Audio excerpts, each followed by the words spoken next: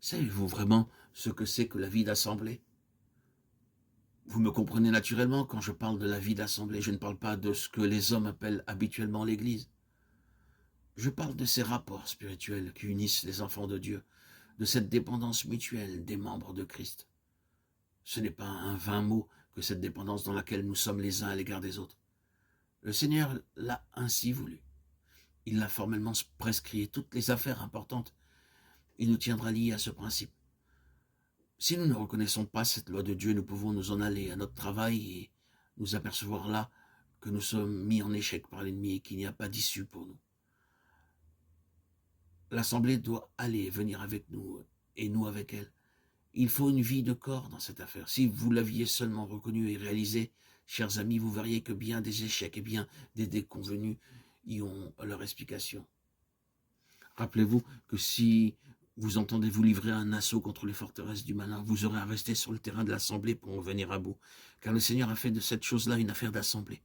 Par quoi j'entends une affaire relevant du corps et non d'un membre individuel. Vous en avez sûrement fait l'expérience. Il y a des situations auxquelles on ne peut pas toucher ni faire face si l'on est seul. Une collaboration spirituelle d'une sorte ou d'une autre est une condition de succès. Sur ce point d'ailleurs, le Seigneur ne nous laisse pas faire ce que nous voulons. Si vous faites profession d'avoir eu les yeux ouverts sur la vraie nature de l'Assemblée, si vous avez rendu un témoignage à ce qu'elle est pour vous, le Seigneur vous tiendra lié aux principes qu'elle représente.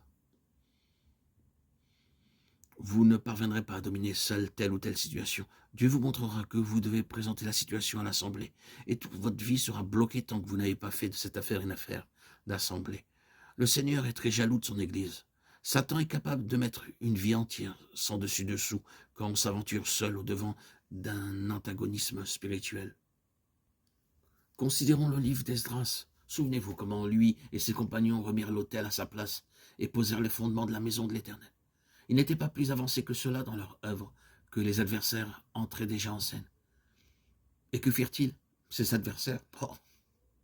Ils firent toutes sortes de choses, mais on peut toutes les résumer en un mot. Ils s'évertuèrent à frustrer les ouvriers du résultat de leur travail. Frustrés. Quel sentiment de découragement que de se sentir frustré de quelque chose. Est-ce là votre expérience dans l'œuvre de Dieu? Avez-vous des déconvenus? Ce mot exprime-t-il une situation qui vous est particulière?